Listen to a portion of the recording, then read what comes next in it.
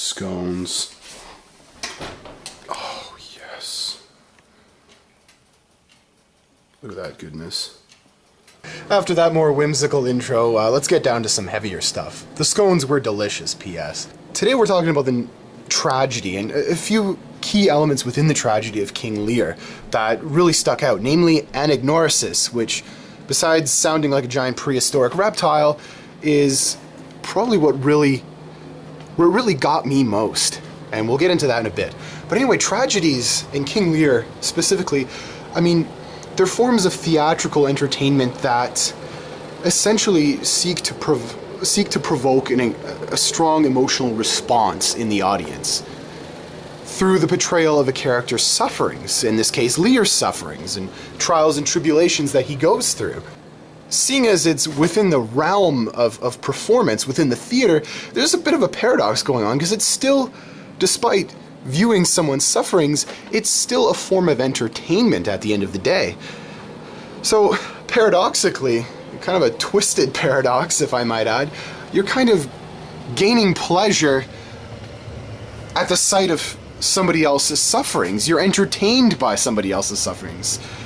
Kind of a twisted form of schadenfreude. And definitely for myself, I found myself feeling a really strong sense of schadenfreude watching King Lear. Kind of sadistic pleasure, if you will, throughout most of the play, watching him just bumble through and find himself cast to the periphery of society, find himself completely dispossessed and victimized, essentially, as a result of his own stupidity and arrogant short-sightedness.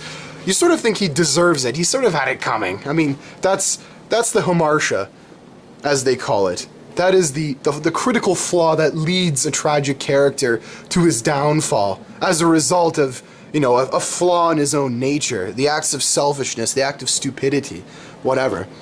So you kind of feel that Lear is getting what he deserves. At the same time, let's all be real here, you kind of want a tragic character to have a bit of redemption, eventually.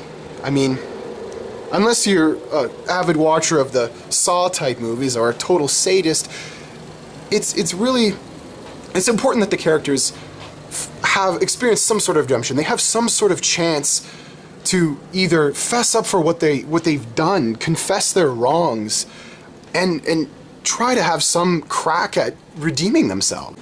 So this notion of redeeming yourself kind of brings me to Anagnorisis, the prehistoric dinosaur I mentioned before, which is basically Greek for knowing again. The character experiences a sudden enlightenment as to how his or her actions up until this point have produced their current situation. And in this, they often come to a true realization of their own inner nature.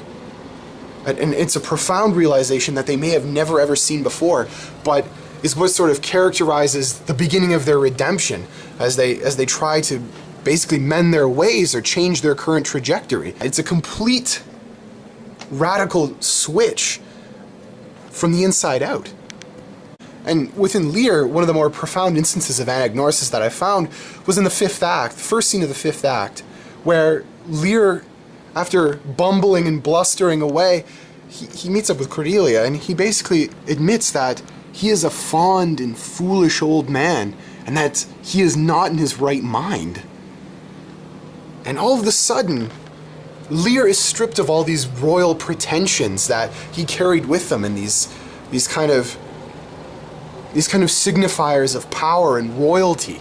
Lear is for the first time clearly and objectively able to really objectively view himself and see the extent of his mental deterioration and essentially what he has become and what he is, a fond and foolish old man.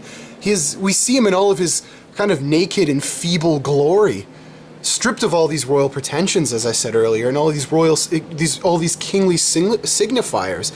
For a moment there's an incredible vulnerability. Before he's hell-bent on projecting the fact that he is king and he's making threats and blustering. And now all of a sudden that's been undone with that set of lines.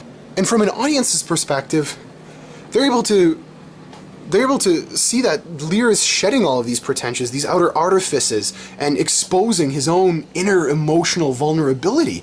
And that, for the audience the audience of a tragedy is something that they can latch onto emotionally, that they can see that there is a human underneath, there is a redemptive spirit, there is hope for this soul, this person. And through this realization, if it's not for Anagnorisis, if it's not for this realization, he wouldn't come to any of those conclusions. Anagnorisis, again, is something from the inside out. And within Lear, within the tragic context, to me, that is one of the most important and useful ingredients. Yes, you can teach lessons through tragedy. Tragedies generally are pretty didactic in terms of warding people off from following certain life paths or falling into temptation or keeping them on a moral path. But at the same time, Anagnorisis is something that must be found within oneself. And that, rather than just a surface change, is something that, when the character views himself objectively for the first time, leads to a sort of rebirth. The emotional attachment that the audience feels towards Lear at this moment of Anagnorisis kind of transcends the theater itself. When you're able to latch onto that kind of humanity, that kind of redemption, it's able to really transcend the whole performative nature of the theater and really escape beyond those boundaries. It's something that potentially exists within all of us. The potential for Anagnorisis, the potential for rebirth, the potential for objectively viewing ourselves, the potential for that spiritual rediscovering and redefining. It's incredibly powerful when you think about it. In the nature of a tragedy, yes, we get the Schadenfreude, we see the follies unfold, but at the same time, it's not complete without some sort of giving back, without some sort of return to a happier state. Without any kind of redemption, where does that leave us? What does that say of humanity? I think Shakespeare in this is saying that there's that same potential for redemption in all humans as there is in Lear.